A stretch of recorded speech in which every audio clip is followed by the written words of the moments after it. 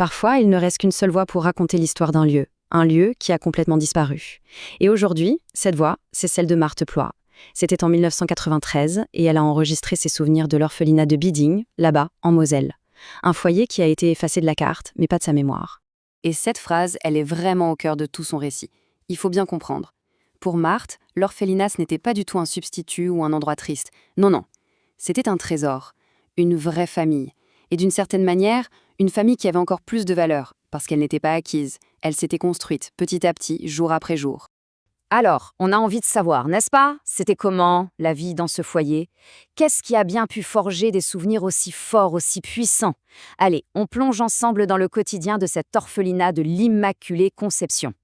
Alors, il faut s'imaginer un endroit plein de vie, un monde en mouvement constant. Les enfants, là-bas, ils n'étaient pas juste des pensionnaires passifs, pas du tout. Ils étaient vraiment les acteurs de leur vie. Ils allaient aider au champ, par exemple, et avec le blé qu'ils récoltaient, eh bien les sœurs leur faisaient des tartes délicieuses avec les prunes du jardin. Ils faisaient aussi des broderies magnifiques, vendues à la kermesse annuelle. Et avec l'argent, hop, ça finançait un grand voyage, tous les ans. C'était ça, en fait, une véritable éducation à l'autonomie, à la fierté du travail bien fait. Et ce qui est absolument fascinant, c'est que même les murs, même l'architecture du bâtiment racontait cette histoire. Cet orphelinat, ce n'était pas un lieu fermé sur lui-même, non. Il y avait un système super ingénieux de cloisons amovibles. Et hop, en un clin d'œil, les salles de classe se transformaient en une immense salle de spectacle. L'orphelinat devenait une scène. C'était carrément le cœur culturel de tout le village. Mais dans ces souvenirs, il y a aussi des choses plus intimes, des détails presque magiques, comme l'histoire de ce puits dans la cave. Un puits dont l'eau, dit-elle, ne s'épuisait jamais. Elle raconte qu'un jour, après une grosse journée de travail en plein cagnard, elle boit cette eau glacée d'un seul trait. Forcément, elle s'attend au pire, à tomber malade. Mais non, c'est tout l'inverse qui se passe. Une sensation de bien-être incroyable.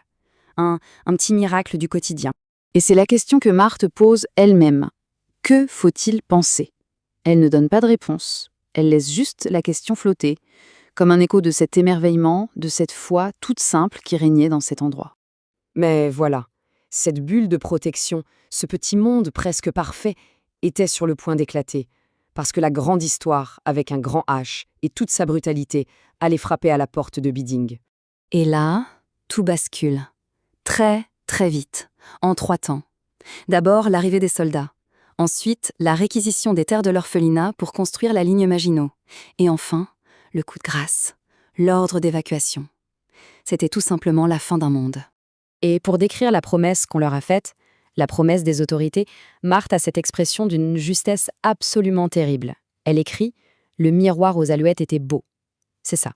Un leurre magnifique, une illusion parfaite pour faire passer la pilule si amère de l'exil. Parce que la réalité, elle, a été brutale. D'un côté, on avait la promesse, un nouveau foyer, la sécurité, en Charente. Et de l'autre, la réalité, des enfants et des sœurs qui, après un voyage épuisant, se retrouvent à dormir sur de la paille, à même le ciment, et à manger les restes des hôtels. Le choc, le contraste est d'une violence inouïe. Et pendant ce temps-là, à Bidring, que devient le bâtiment, laissé à l'abandon? Eh bien, son sort va être le reflet de la folie des hommes. Et le premier coup, le plus dur peut-être, est porté par leurs propres compatriotes. C'est sœur Emma qui le racontera plus tard à Marthe. Les soldats français, pour se chauffer, ont brûlé les bancs de la chapelle. On imagine? Le saccage commence par ça, par la profanation du cœur spirituel de l'orphelinat. Et ce que les troupes françaises ont commencé, eh bien, les forces allemandes vont le terminer. À leur arrivée, elles achèvent le désastre, pour reprendre les mots exacts de Marthe. Là, la destruction devient méthodique, systématique. Le résultat, il est sans appel. Le bâtiment n'existe plus, disparu, entièrement rasé. De ce foyer qui avait abrité tant de rires, tant de vie, il ne reste plus rien. Rien que les fondations, comme une immense cicatrice, une blessure ouverte dans le paysage. Mais même au milieu de ce champ de ruines, la vie. La vie trouve toujours un chemin. Les villageois y viennent récupérer des pierres pour reconstruire leur propre maison. Et puis, il y a ces petits miracles, ces symboles d'une vie qui refuse de s'éteindre. 2 choses sont épargnées comme par magie, la statue de la Vierge qui se trouvait dans la roseraie et la petite maison annexe, celle où vivaient 2 des sœurs. Parce que voilà, on peut détruire les pierres, on peut raser les murs, mais ce qui a été construit dans les cœurs, ça, c'est indestructible. Et c'est justement de ça que parle la dernière partie de ce récit, de cet héritage qui n'est pas fait de briques, mais de souvenirs. Prenez cette histoire de chapelet, par exemple. Elle en dit long sur la foi qui animait Marthe. Un jour, en voyage en Allemagne, elle fait bénir un chapelet. Peu de temps après, elle apprend que son cousin est mourant. Sans hésiter, elle le lui envoie. Et là, contre toute attente, contre tous les avis des médecins, il guérit. Une simple coïncidence ? Pour Marthe, la réponse a toujours été évidente. Et c'est cette certitude qui l'a accompagnée toute sa vie. Et c'est ça, le point absolument crucial de son témoignage. Marthe sait, elle a conscience d'être l'une des toutes dernières gardiennes de cette mémoire. Pour elle, ce ne sont pas juste de jolies histoires, ce n'est pas du folklore, c'est la réalité, c'est la vérité. Une vérité qu'elle a vécue dans sa chair et qui, elle le sent, doit être transmise avant qu'il ne soit trop tard. Au final, quand on écoute tout son récit, au-delà de la destruction, au-delà de l'exil, de toute la tristesse, ce qui reste, ce qui domine tout le reste, c'est un sentiment de gratitude immense. Une reconnaissance éternelle pour ces femmes, ces sœurs, qui n'ont pas juste bâti des murs, non. Elles ont construit un foyer, un vrai foyer, avec leur amour, avec leur dévouement. Et ça, cet héritage-là, personne ne pourra jamais le raser. Bienvenue dans cette nouvelle analyse où l'on va se plonger aujourd'hui dans un document vraiment particulier. On n'est pas sur une étude d'historien ni sur un article. C'est un témoignage, quelques pages écrites en 1993 par une femme, Marthe Ploix. Elle y raconte ses souvenirs de l'orphelinat de Biding, en Moselle, un lieu fondé par la mystique Catherine Fillung. Et notre but, ça va être de plonger dans cette mémoire pour essayer de reconstituer ce monde d'avant-guerre, un monde qui a été littéralement rayé de la carte. Et ce qui est passionnant avec ce genre de document, c'est justement sa subjectivité.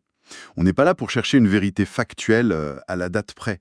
Ce qui nous intéresse, c'est l'expérience vécue. C'est la vision du monde, d'une enfant qui a grandi là-bas.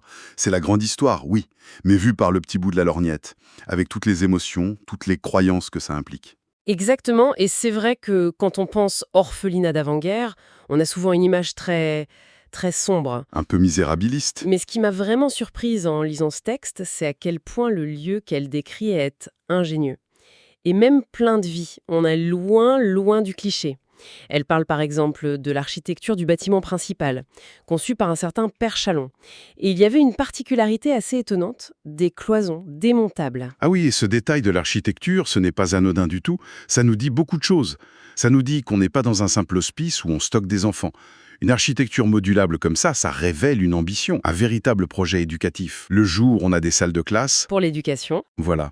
Et le soir, hop, on pousse les murs et ça devient un lieu de culture, une salle de spectacle. C'est une volonté de créer un environnement riche, stimulant, pas juste un abri. Et cette salle de spectacle, elle servait vraiment. Elle décrit des moments de fête qui rythmaient toute l'année. Le point d'orgue, c'était la pièce de théâtre pour la fête de la mère supérieure, mère Polycarpe. Les orphelines jouaient des pièces, par exemple Notre-Dame de Lourdes. Et ce qui est incroyable, c'est que ce n'était pas juste un événement interne. Non. Tout le village était invité. Et ça, ce lien avec le village, c'est peut-être l'un des aspects les plus modernes, finalement. On imagine souvent ces institutions comme des mondes clos, des forteresses coupées de l'extérieur. Et là, c'est tout l'inverse. C'est un lieu ouvert, qui devient même un pôle culturel pour la communauté locale. Oui, tout à fait. Il y avait aussi cette kermesse en août. Ah oui, les broderies, figraliers. Exactement. Les filles vendaient les broderies qu'elles confectionnaient toute l'année.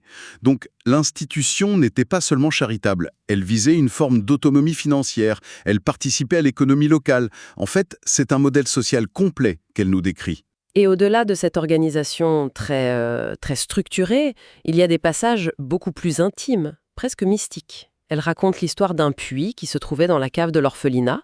Et l'eau de ce puits, elle était considérée comme miraculeuse. Miraculeuse, c'est-à-dire? Alors, premier point selon elle, la source ne tarissait jamais.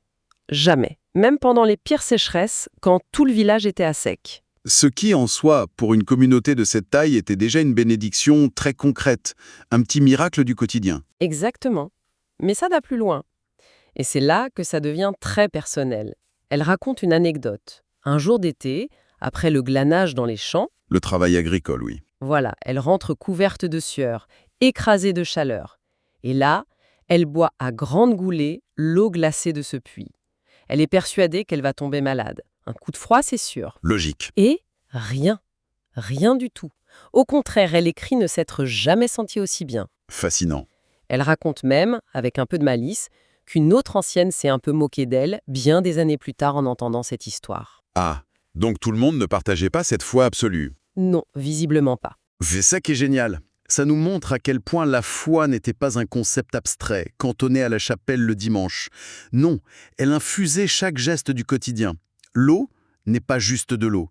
Pour Marthe, c'est une source de protection divine, une preuve tangible que la bienveillance de Dieu entoure l'orphelinat. Que ce soit un vrai miracle ou l'effet placebo d'une conviction très forte, peu importe. Pour elle, dans son souvenir, c'est une réalité. C'est le socle de son univers. Un univers qui semble si stable, si protégé. Et c'est là que tout bascule. La phrase qu'elle utilise est terrible, elle est très directe. La guerre se préparait et nous arrivons à une phase bien douloureuse. C'est un choc brutal dans le récit. Tout commence avec l'arrivée d'un régiment de tirailleurs marocains. Le capitaine va voir la responsable, sœur Ambroise, et il lui dit sans détour « Préparez-vous au pire Et la menace devient immédiatement physique, concrète, territoriale. L'orphelinat, à cause de sa position géographique, se retrouve en fait en première ligne de la ligne Maginot. » Oui, Ce n'est plus une abstraction, un truc qu'on lit dans les journaux, non. C'est le génie militaire qui débarque, qui plante ses piquets et qui réquisitionne les terrains. c'est ça. D'un côté du terrain, on creuse des casemates, de l'autre, une ligne anti-char. Mm. Et du côté de la ferme, il y a même un projet pour inonder toute la vallée de la Nide et bloquer une éventuelle invasion. L'endroit où elle jouait, où elle travaillait, ça devient une zone de guerre, une zone stratégique. Le refuge se transforme en bastion. Et c'est terrible. C'est terrible parce que l'orphelinat perd sa fonction première. Il n'est plus défini par sa mission sociale ou religieuse, non. Il est défini par sa valeur militaire. C'est la logique de la guerre qui s'impose et qui efface tout le reste. En fait, la destruction, elle commence bien avant les premiers bombardements. C'est d'abord une destruction de sens, de finalité. Et puis vient l'ordre d'évacuation. La promesse est belle, un relogement dans les Charentes. Elle utilise une expression magnifique et tellement amère, le miroir aux alouettes était beau. Ah oui, c'est parlant. La réalité, c'est une arrivée dans le dénuement le plus total. Elle décrit des salles immenses, froides, on leur jette un peu de paille sur le ciment pour dormir. Juste de la paille. Voilà. Et pour la nourriture, ce sont les restes des hôtels. On imagine le contraste. Saisissant. Le contraste avec la vie d'avant, si organisée, si digne, il est absolu. C'est le chaos de l'exode de 1940, résumé en quelques phrases. C'est ça. C'est l'effondrement de toutes les structures. On passe d'une communauté soudée, qui prend soin de ses membres, à une simple foule de réfugiés qu'il faut gérer comme on peut. La perte n'est pas seulement matérielle, c'est une perte de statut, de dignité. Elles ne sont plus des jeunes filles en formation, elles sont des bouches à nourrir. Et au milieu de ce drame collectif, elle glisse une histoire personnelle qui est déchirante. Sa demi-sœur, qui était restée à l'orphelinat, souffre d'un rhumatisme au cœur. Son état se dégrade tellement que la Croix-Rouge la ramène en urgence pour, et je cite, qu'elle puisse mourir dans sa famille. Un geste d'humanité au milieu du désastre. Oui, elle survivra à cette crise-là, mais la maladie finira par l'emporter plus tard. Et cette anecdote, elle incarne tout le drame. Une maladie chronique qui était sans doute gérée, stabilisée dans le cadre protecteur de l'orphelinat, Oui, bien sûr. devient une condamnation à mort dans le désordre de la fuite et de l'exil. C'est la parfaite illustration de la fragilité des plus vulnérables quand l'ordre social s'écroule. Et pendant qu'elles vivent tout ça, le bâtiment de l'orphelinat, lui, est anéanti. Et la façon dont ça se passe est très symbolique. Ce n'est pas une bombe qui détruit tout d'un coup, c'est une agonie. Une agonie en deux temps. D'abord, ce sont les soldats français qui occupent les lieux. Et pour se chauffer, ils brûlent les bancs de la chapelle. C'est d'une ironie tragique quand on y pense. Les défenseurs du pays qui commencent. La destruction d'un lieu de culte, d'un lieu de refuge. Mais ça montre l'état de nécessité absolue. Il n'y a plus rien de sacré. La survie immédiate, avoir chaud, prime sur tout le reste, sur la préservation du patrimoine, même religieux. Ensuite, les Allemands arrivent. Et pour reprendre ces mots exacts, ils terminent le désastre. Le bâtiment principal est rasé, jusqu'aux fondations, jusqu'au sous-sol, tout est anéanti. Mais le coup de grâce, c'est presque ce qui se passe après. C'est-à-dire ? Au retour des habitants, les gens du village viennent. Et ils viennent chercher les pierres dans les ruines. pour reconstruire leur propre maison. Ah oui. Et ce geste des villageois, c'est terrible, mais en même temps, on peut le comprendre. Ils ont tout perdu, ils ont besoin de reconstruire. C'est pragmatique. Oui, c'est ça. Mais symboliquement, c'est la fin définitive. L'orphelinat n'est pas seulement détruit, il est démembré, dispersé. Ces pierres qui formaient une communauté servent maintenant à des reconstructions individuelles. C'est la mort physique et symbolique du projet collectif. Dans ce tableau de désolation absolue, elle ne mentionne qu'une seule chose qui a survécu à tout ça. Une statue de la Vierge, qui se trouvait dans la petite roseraie de Sœur Ambroise. Au milieu des décombres, elle seule est restée debout, intacte. C'est une image extrêmement puissante. Pour une croyante comme elle, ce n'est évidemment pas un hasard. C'est le symbole que, même si les murs tombent, même si l'œuvre humaine est réduite en poussière, le spirituel, la foi, ça subsiste. C'est ce qui va lui permettre de reconstruire non pas le bâtiment, mais sa propre vie, son propre sens. Et c'est la transition parfaite. Après avoir décrit cette fin matérielle, son récit ne s'arrête pas sur le désastre. Il se tourne vers ce qui ne peut pas être détruit, la mémoire et la foi. Elle fait un retour en arrière, en 1934, bien avant la guerre. Les sœurs avaient organisé un voyage exceptionnel pour les filles à Trèves, en Allemagne, pour voir une relique très célèbre, la Sainte Robe du Christ. Un événement qui a dû être incroyablement marquant pour une jeune fille de l'époque, sortir de son village, un voyage à l'étranger. Oui, Toute cette ferveur populaire immense autour de la relique, ça a dû graver sa mémoire à jamais. et comment? Elle y associe ce qu'elle appelle un miracle personnel. Pendant la cérémonie, elle réussit à faire toucher son chapelet à la relique. À ce moment-là, son cousin est en France, très très malade des poumons, condamné par la médecine. D'accord. De retour à Biding, elle demande à Sœur Ambroise d'envoyer ce chapelet béni à sa famille. Et elle l'écrit noir sur blanc. Son cousin a guéri, à la stupéfaction des médecins. Et pour bien montrer que ce n'est pas juste une histoire en l'air, elle précise qu'il a vécu très vieux et qu'il n'est mort que peu de temps avant qu'elle écrive son texte, en 1993. On retrouve le même mécanisme que pour l'eau du puits, mais à une échelle encore plus forte. Sa foi n'est pas une idée, ce n'est pas une abstraction, c'est une force agissante. Une force qui passe par des objets concrets, un chapelet, de l'eau, et qui a des résultats mesurables, tangibles. Une guérison inexpliquée, une protection physique. Face à la destruction totale de son monde matériel, de son refuge, ces souvenirs de miracles deviennent les nouvelles fondations. Des fondations indestructibles, celles-là. C'est le socle de son identité. C'est exactement ça, et elle en a parfaitement conscience. Sa conclusion est d'une lucidité incroyable. Je vais la lire parce que chaque mot est important. Elle écrit « Toutes ces lignes seront peut-être jugées absurdes. Il y a si longtemps que cela s'est passé. Je sais du moins que ce qu'elles contiennent ne sont pas des histoires, mais la réalité. » C'est une affirmation très, très forte. Elle oppose la réalité de son expérience vécue à l'analyse froide, distante qu'on pourrait en faire. Elle ne nous demande pas de la croire sur le plan scientifique. Elle nous demande de reconnaître la vérité de son ressenti. Ce n'est pas juste un témoignage, c'est un acte de résistance.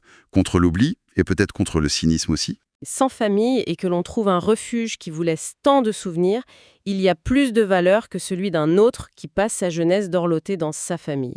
C'est un hommage bouleversant à ce lieu et surtout aux sœurs qui l'animaient. Cette dernière phrase, c'est la clé de voûte de tout son texte. Elle renverse complètement la perspective habituelle. On pourrait s'attendre à de la pitié, un récit sur le malheur d'être orpheline, pas du tout. Pour elle, l'épreuve surmontée, l'affection trouvée dans l'adversité, cette communauté bâtie sur un manque, tout ça a plus de valeur qu'une vie facile. Elle ne dit pas que c'était mieux, elle dit que ça a forgé quelque chose de plus précieux, de plus profond. Son texte, en fait, ce n'est pas une complainte, c'est une déclaration de gratitude et de fierté. L'instruction la plus importante, ce n'est pas celle des murs, c'est celle du sens, à travers la mémoire et à travers la foi. Ce qui est vraiment précieux ici, c'est d'avoir cette histoire à hauteur d'enfants, puis de femmes.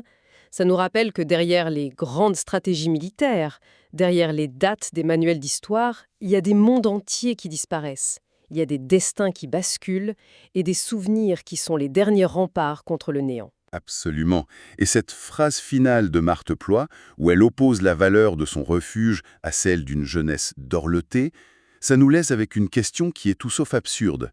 Une question qui est même intemporelle. Qu'est-ce qui nous construit le plus profondément? Est-ce que c'est la sécurité, le confort, Ou est-ce que ce sont les liens qu'on tisse dans l'épreuve? Et cette capacité, parfois, à devoir trouver un sens au beau milieu des ruines?